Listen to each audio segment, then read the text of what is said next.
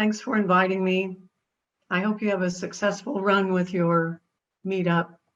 There are so many online events. That's one of the benefits of the time we are in now, is that we are all online and we are trying to connect in the best way we can. So what I'm going to offer you today is another chance to do something that takes advantage of the situation. I'd like to think that we are going to be better after this pandemic is over, that we will have learned a lot of things that we couldn't have learned any other way. And those who are going to learn the most are going to try to do things differently whenever we return to whatever normal happens to be. Those people who are not just trying to do what we've always done, but do it online, but instead trying to do things differently to take advantage of everything we've learned by this experience. So I hope brainstorming will be one of those things. This is your chance to do something different from the way you've always done brainstorming in the past. So Janos mentioned this is recorded. On the first slide is my contact information. Connect with me on LinkedIn. Send me some email if you don't get a chance to ask a question. And if you'd like to have a copy of the slides for your own personal use, do with whatever you want. Share it with your teammates so that you can do a better job of brainstorming. Just send me some email and I'll be happy to send you the PowerPoint. So this has to do with two things, really. One, brainstorming, of course, but also how your brain works. And the new way of brainstorming will take advantage of what we know now about how you think, how you come up with new ideas, and how you change. Well, I'm hoping that maybe this will move forward, and it is not. I hope that you've read this book, but I know you haven't. It's called Thinking Fast and Slow. It's based on the work of Daniel Kahneman and Amos Tversky. Daniel Kahneman won a Nobel Prize in 2002. Amos would have won the Nobel Prize as well, but it's only given to people who are still alive. And unfortunately, Amos has passed away. But Amos and Daniel were quite a research team. And in Thinking Fast and Slow, you can travel with them through all the adventures they had in learning how we think. And what they did was create a new way of making decisions and solving problems. I encourage you to read the book. You have time now, you're home. I hope you're reading more books. But just in case, go to YouTube, search on Linda Rising, Thinking Fast and Slow, and I can give you a nice overview of what's in the book.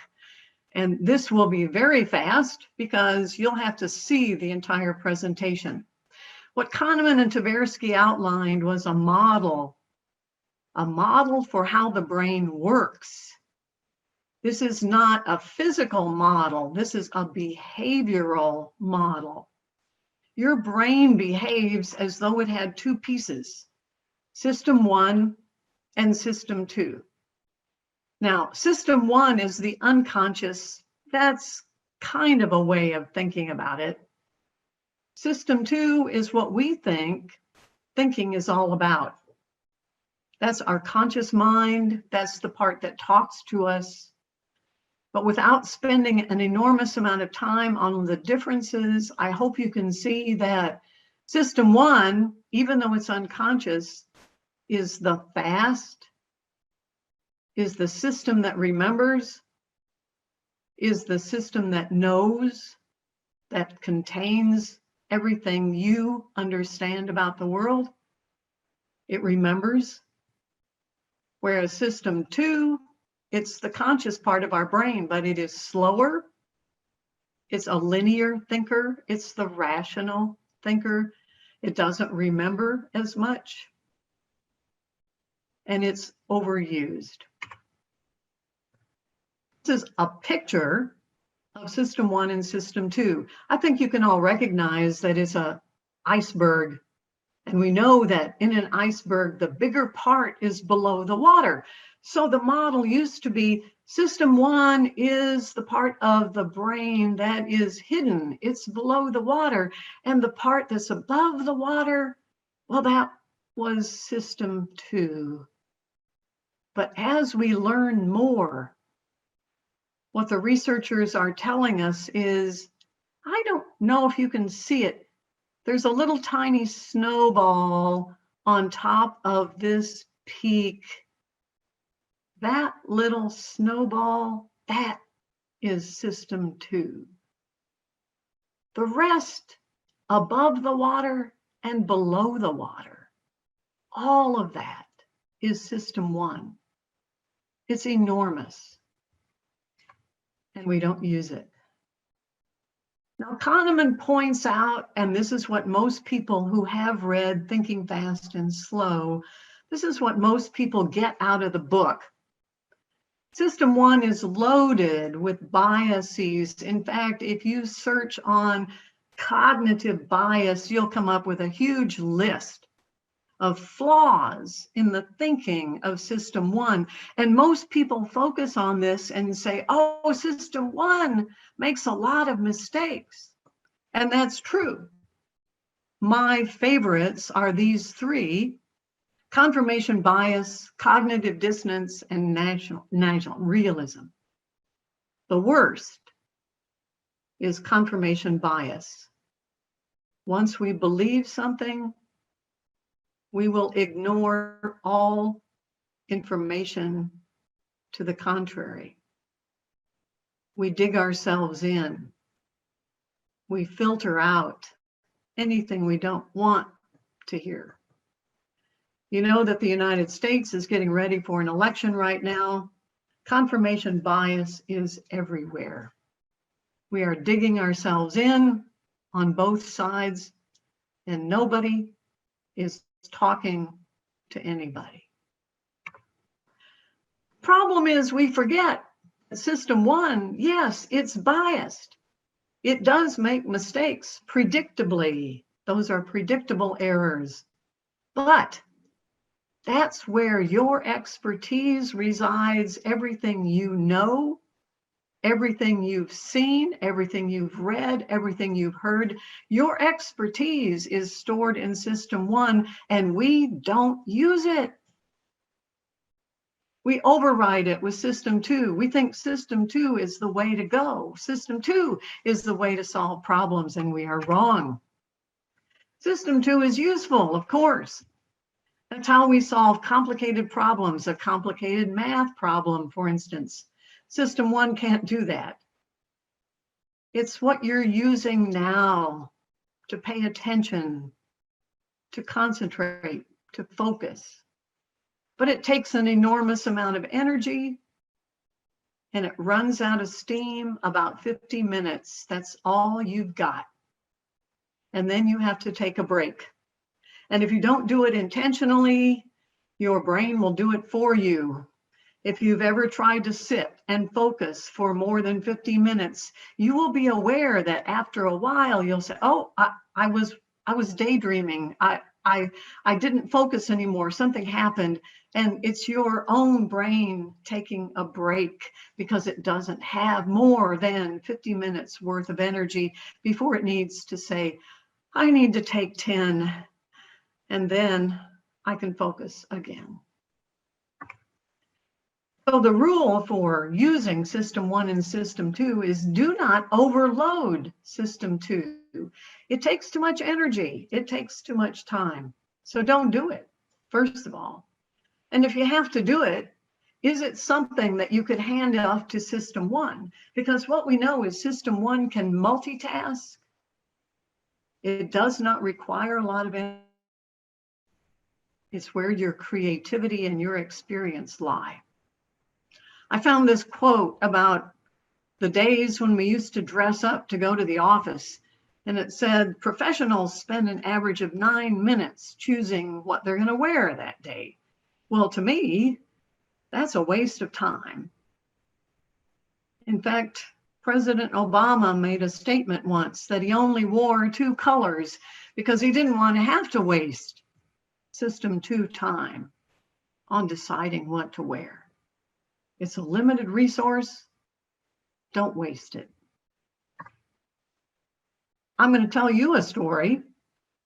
When I was a mathematician, before I became a computer scientist, well, what mathematicians do is they work on theorems, trying to prove theorems. And you use a pencil and a paper, and you spend a lot of time going around and around, drawing diagrams, trying to think. I loved it. But sometimes I couldn't do it. I got blocked. I spent hours. I got nowhere. I couldn't solve it. So I would give up. I would go to bed, wake up in the morning, and in the shower, bingo, there it was. There was the answer. Now, if I could see all of you, I would ask you, have you ever had that experience? Working on something, not finding the answer, and then leaving it, standing up, walking around the block, talking to your dog, going to sleep, doing some exercise, and all of a sudden, in the middle of that other activity, bingo, there was the answer.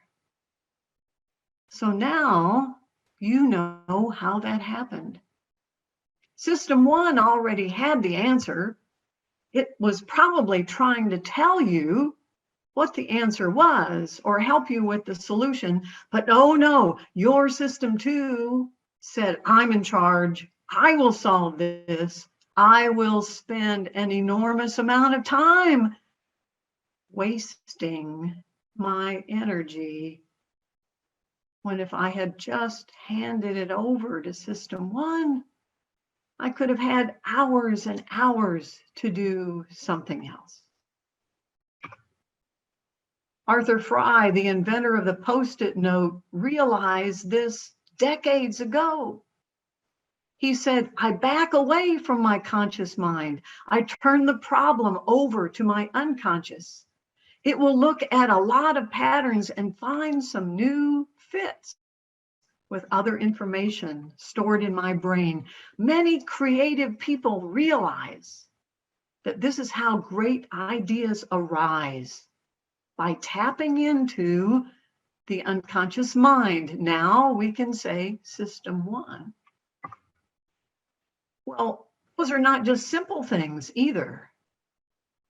Beethoven used to compose by taking a walk. And he often said that in the middle of his walk, he could see the entire symphony. All he had to do was go home and write it down. Books have been written. Complicated problems in science have been solved by handing it over to System 1, who will look at what the benzene ring should look like. Will tell you the structure of the periodic table. So many stories from famous creative people. Of course, System 2 is the only way to solve a complicated math problem. It's the only way to read. You are now using System 2, practicing. I'm a musician's practice is System 2. Going to a meeting. Oh, all meetings are System 2. Going to a lecture, listening to a podcast.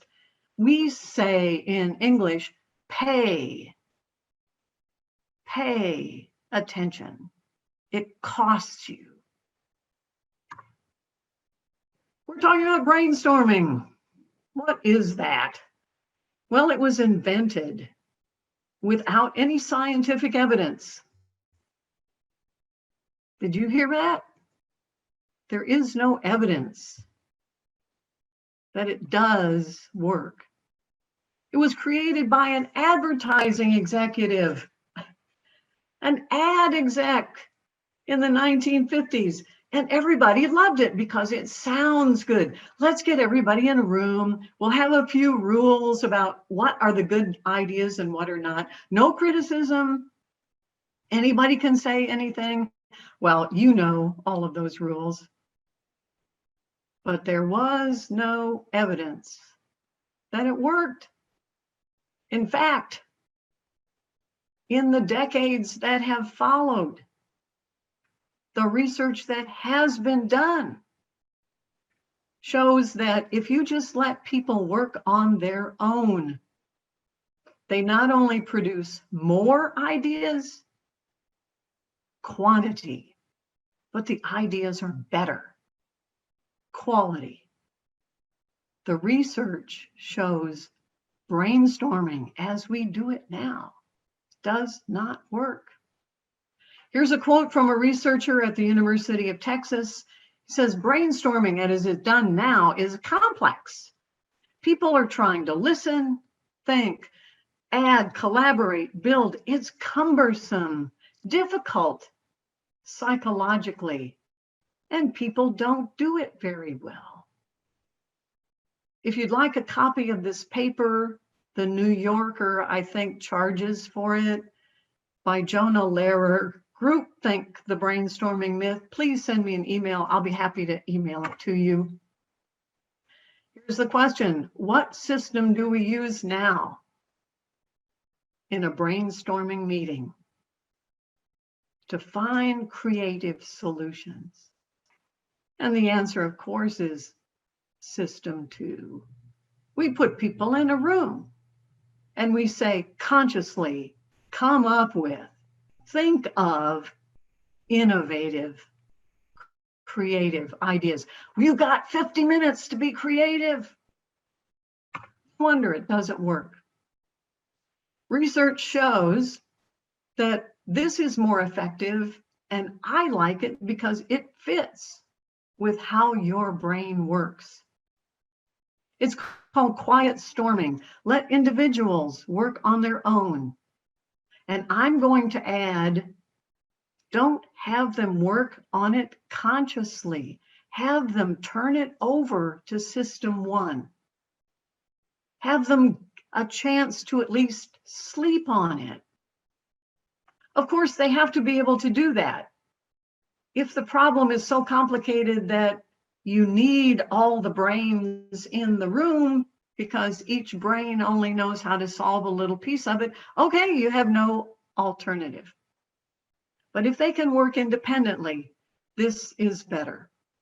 We also know from studies of behavior that when people work individually, they come up with more divergent, innovative ideas. Individuals diverge.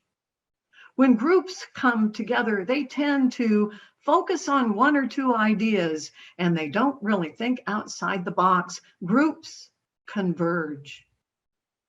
Individuals diverge. It's better to go back and forth.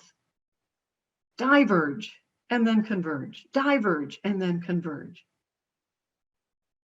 And if you have trouble getting people in a room to talk to one another, you can use a technique called brain writing, where people only communicate by writing. And there are so many different ways of doing that, we don't have time. So instead of having people locked in a room for 3 days, hand it over to individuals. Go back and forth. Have them turn it over to System 1. So to be specific, take the problem you're trying to solve, send it out to everyone. Make sure everybody understands the problem, answer questions. In fact, there are groups that will begin with an iteration just on the problem statement itself. Turn these individuals loose. It's called quiet storming. And tell them, don't consciously think about this. Think about it in the background while you're doing something else. When an idea pops up, write it down. Collect all of those ideas from all the individuals, anonymously send them out to everybody, and go through another iteration. Here's what other people have come up with. Now think about it. Look at what others have thought. What ideas do those ideas cause in you? And now collect the new ideas. You can go through this individuals collecting, several times. It depends on the nature of the problem. Only after individuals have had a chance to generate, to use their system one, to look at the ideas of others, process those, hand them over to system one. Do not have a meeting until all of that has happened. Because as soon as you have a meeting, all of the bad things about meeting will come to bear. Groupthink, dominant speakers, quiet thinkers will be overwhelmed. Introverts do not do well in a brainstorming session. I put it in red, the last bullet on this slide. This works well when you can't get together. This works well for distributed teams because you can hand it over and it doesn't matter what time zone you're in. Wait 24 hours. They will all have had a chance to hand it over to system one. They will all have had a chance to sleep on it. They will all have had a chance to let their system one come up with innovative ideas. And then you can schedule that online meeting. Here we are. This is a perfect time to experiment with this. I don't know if you've read the book Quiet by Susan Cain. We know that most developers, most programmers are introverts. They don't do well when they have to speak in a meeting. Susan Cain says, sure, teamwork is fine. It's fun, stimulating, a good way to exchange ideas, manage information, build trust. But it's one thing to be with a group where everybody works autonomously. It's another to spend time in endless meetings, conference calls, conducted in offices with no way to escape. We have moved from open offices, and by the way, if you look at the evidence on offices that are open, it is all negative. We should pay attention to the research. And now what we're trying to do is duplicate that online by forcing everyone to be online at the same time and have discussions and have brainstorming meetings when this is really not the best way to work at all. Susan said we are also at risk for health problems, including flu. That includes the COVID-19 virus. We're putting ourselves at risk. Our health is at risk by forcing ourselves to take what we used to do and move it online. So I'm happy to take questions about this, and I hope that maybe you'll try an experiment. See if this will work for you. Thanks for your system 2 attention. I appreciate it.